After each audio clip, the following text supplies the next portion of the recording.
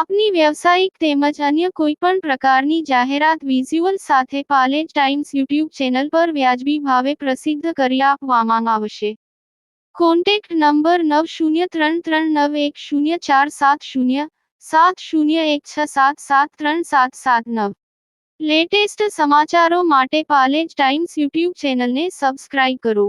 નવયુગ વિદ્યાલય જંબુસરમાં સ્વામી વિવેકાનંદ જન્મ જયંતિ નિમિત્તે રમતોત્સવ યોજાયો.